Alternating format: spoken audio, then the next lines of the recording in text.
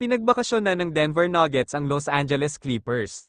Game 7 ng Denver Nuggets versus Los Angeles Clippers, do or die na, kaya all out na sila Nikola Jokic na may home court advantage laban kina Kawhi Leonard at James Harden.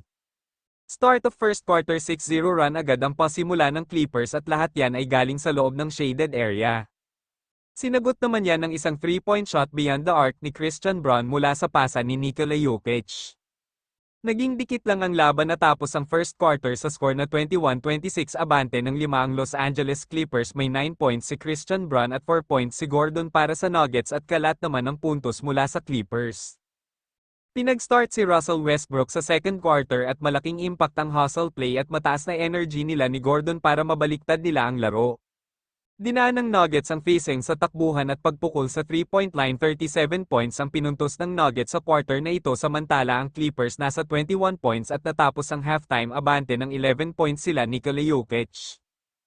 Nagpatuloy ang pananalasa ng Nuggets sa Clippers, umabot na ng 20 points ang lamang at parang batya ang butas ng rim sa Denver Nuggets.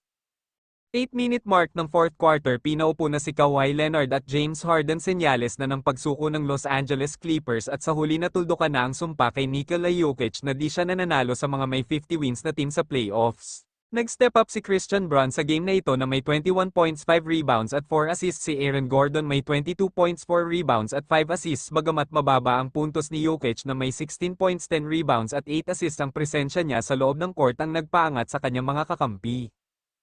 Ang final score ay 120-101 at mag-a-advance na sa second round ng playoffs ang Nuggets. Haharapin nila ang defensive team at number 1 team sa NBA ngayon na Oklahoma City Thunder at malalaman na kung sino talaga ang tunay na MVP.